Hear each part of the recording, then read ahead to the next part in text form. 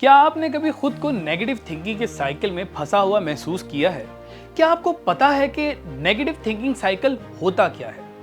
Feeling like हर situation एक disaster की तरफ जा रही है और हर चीज के खराब हो जाने का डर सा लगा रहता है। आप हर एक छोटे से इशू को एग्जेजरेट करते हुए फैक्ट्स को बिल्कुल इग्नोर करने लगते हैं। This pattern known as cognitive distortion. Simple words में आपका माइंड आपको कन्विंस करता है कि आपके आसपास सब कुछ नेगेटिव हो रहा है और आपके साथ हमेशा कुछ बुरा ही होने वाला है। हमारे थॉट्स का हमारे सोचने और महसूस करने पर बहुत ज्यादा गहरा इम्पैक्ट पड़ता है और जब हम अपने नेगेटिव थॉट्स को असल फैक्ट्स मानने लगते हैं तो ये चीज हमें नेगेटिव थिंकिंग साइकिल में ट्रैप कर देती है। अगर सच कहूं तो हर कोई कोग्निटिव डिस्टॉर्शन में कभी ना कभी ट्रैप जरूर हुआ होता है, स्पेशली जब हम डाउन फील कर रहे हों। लेकिन इससे हमारे रिलेशनशिप्स और हमारे सोशल इंटरेक्शंस में मिसअंडरस्टैंडिंग और अननेसेसरी कॉन्फ्लिक्ट्स पैदा हो सकते हैं। इस तरह के डिस्टॉर्शंस को कभी इग्नोर नहीं करना चाहिए क्योंकि ये हमारी डेली लाइफ को मुश्किल बनाने के साथ साथ हमारी मेंटल हेल्थ को भी तबाह कर रहे हैं। इसलिए अपनी मेंटल वेलबींग और हेल्थियर रिलेशनशिप्स के लिए इनको एड्रेस करना बहुत ज्यादा जरूरी होता है। इस वीडियो में आज हम 5 इस तरह के कोग्निटिव डिस्टॉर्शंस को आइडेंटिफाई करेंगे ताकि आपको पता हो कि कब आपका माइंड आपके साथ खेल रहा है और अब आपको इसे रीफ्रेम करने की कोशिश करनी है। इंट्रो काफी लंबा हो गया इसलिए स्टार्ट करते हैं अपनी लिस्ट को और आप खुद सेल्फ एग्जामिन करें कि आप इसमें से क्या क्या करते हैं। नंबर 1 है पोलराइज्ड थिंकिंग। पोलराइज्ड थिंकिंग का मतलब है अपने और दूसरों के बारे में हद से ज्यादा या फिर बिल्कुल भी कुछ ना सोचना। जैसे आप हर चीज को ब्लैक और व्हाइट में देखने लग जाएं। फॉर एग्जाम्पल, आपने अपने एक करीबी दोस्त से कोई हेल्प मांगी हो और उसने हेल्प करने से इनकार कर दिया और अब आप ये बर्दाश्त नहीं कर पा रहे कि उसने आपको इनकार कर दिया है। अब आपने फैसला कर लिया है कि वो मेरा अच्छा दोस्त नहीं है। ऐसी सोच आपको एक्सट्रीमली अनरियलिस्टिक बना देती है और इस वजह से अच्छे रिलेशनशिप्स भी बर्बाद हो सकते हैं।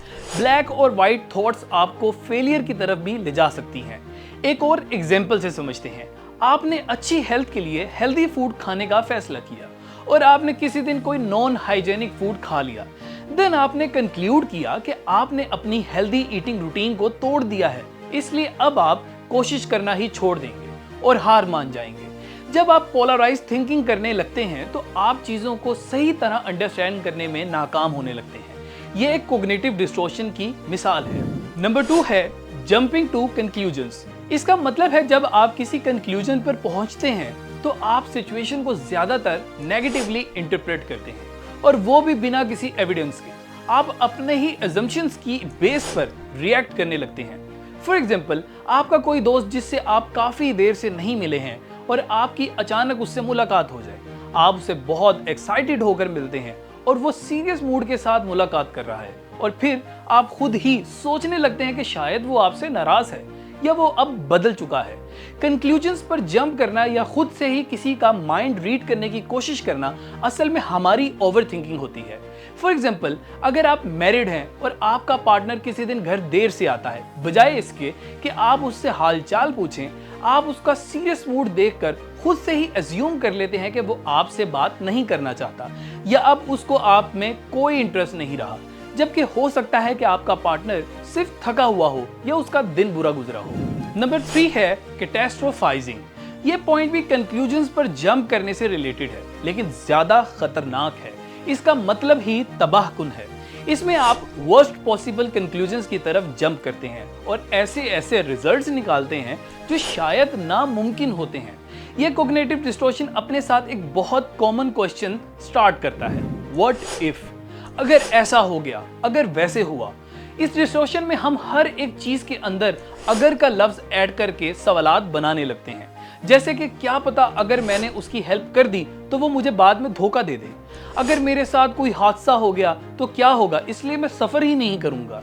इस तरह के बेशुमार सवाल हैं। फॉर एग्जाम्पल, अगर मैं वक्त पर ऑफिस ना पहुंचा तो क्या होगा, क्या वो मुझे निकाल देंगे? अगर मैंने उसे इनकार कर दिया तो वो मेरे साथ कभी बात नहीं करेगा। यानी हर एक सिचुएशन को वर्स्ट से वर्स्ट बनाकर सोचना कैटास्ट्रोफाइजिंग कहलाता है। नंबर 4 है ब्लेमिंग। कोग्निटिव डिस्टॉर्शन में ब्लेमिंग से मुराद ये है कि आप क्या और कैसा महसूस कर रहे हैं, इस सब की जिम्मेदारी आप किसी और पर डालते हैं। हम किसी को भी कॉमन बोल देते हैं, you made me feel bad. यहाँ तक कि जब दूसरे किसी भी वजह से बैड फील कर रहे हों या आपने उन्हें हर्ट किया हो और जवाब में आपका सारा फोकस इस बात पर रहे कि आप क्या फील कर रहे हैं, आपको उसी बात की फिक्र रहती है कि इस वक्त आपको क्या बुरा लग रहा है, जबकि उस वक्त सामने वाले की फीलिंग्स इंपॉर्टेंट होती हैं। ये डिस्टॉर्शन उस वक्त शुरू होती है जब आपको लगता है कि दूसरों के पास आपको हर्ट करने की ताकत है, यहाँ तक कि आपकी फीलिंग्स भी वो कंट्रोल कर रहे हैं, जबकि ऐसा कभी भी नहीं होता। हम खुद दूसरों पर ब्लेम करते हैं, अपनी खुशी और दुख को दूसरों के साथ कंडीशनल बना देते हैं, जबकि दूसरों के पास कोई ऐसी ताकत नहीं है कि वो हमेशा आपको खुश या दुखी कर पाएं। फॉर एग्जाम्पल, आपके न्यू ड्रेस के बारे में कोई कुछ मजाक में बोल दे और आप उससे बुरी तरह नाराज हो जाएं, या आप किसी के मसरूफ होने की वजह से उससे शिकायत करें कि आपने उसको टाइम नहीं दिया, इसलिए आप सारा दिन अपसेट रहेंगे और बार बार उसे कहेंगे कि तुमने मुझे बुरा फील करवाया है। ये चीज़ रिलेशंस में हद से ज़्यादा खराबियां पैदा कर सकती हैं और ब्लेमिंग नेचर आपको बेवजह के कॉन्फ्लिक्ट्स की तरफ ले जा सकती है। नंबर 5 है फिल्टरिंग। मेंटल फिल्टरिंग क्या चीज़ है? ये एक ऐसी डिस्टॉर्शन है जिसमें आप पॉजिटिव सिचुएशन में भी सिर्फ नेगेटिव एस्पेक्ट्स पर फोकस करते हैं, यानी हम सारी पॉजिटिव चीज़ों को फिल्टर करने के बाद सिर्फ नेगेटिविटी पर सोचते रहते हैं। फॉर एग्जाम्पल, आप अपनी क्लास में किसी प्रोजेक्ट पर काम करते हैं और आपके टीचर्स आपकी काम की तारीफ करते हैं, यहाँ तक कि आपको कॉम्प्लीमेंट्स भी दिए जाते हैं, बट एक टीचर आपके काम में छोटी सी इंप्रूवमेंट की बात करता है और बस यही एक बात आपके लिए सारे दिन का दुख बन जाती है कि मेरे काम में कमी है, जबकि आपको खुशी होनी चाहिए कि आपके काम की तारीफ करने वाले लोग भी थे और इम्प्रूवमेंट की सजेशंस कीमती होती हैं। ये हमें मजीद सीखने और बेहतर बनने में मदद करती हैं। इसकी एक छोटी सी मिसाल हमारी डेली लाइफ में भी है। हम जो हासिल करना चाहते हैं उसके लिए मेहनत करते हैं और सब कुछ सही और अच्छा हो रहा होता है, फिर भी हम खुद को एक अननेसेसरी फियर में रखते हैं और लगातार ये सोचते रहते हैं कि कहीं कुछ गलत ना हो जाए, यानी सिर्फ नेगेटिव चीज़ों पर फोकस करते हुए डर और खौफ में अपना सारा टाइम वेस्ट कर देते हैं। उम्मीद करता हूं आपको ये 5 पॉइंट्स पसंद आए होंगे। इसके अलावा भी बहुत से कोग्निटिव डिस्टॉर्शंस हैं, वो हम फिर कभी किसी और वीडियो में डिस्कस करेंगे। नेक्स्ट वीडियो में हम डिस्कस करेंगे कि हम किस तरह से नेगेटिव थिंकिंग के साइकिल को ब्रेक कर सकते हैं। चैनल को सब्सक्राइब करना हरगिज मत भूलिएगा। अपनी सजेशन आप हमें कमेंट बॉक्स में दे सकते हैं। अगर आपके साथ ऐसी कोई भी डिस्टॉर्शन का इशू होता है तो मुझे कमेंट बॉक्स में ज़रूर बताइएगा। अपना ख्याल रखें। मोहम्मद हारून को इजाज़त दें। अल्लाह हाफिज़।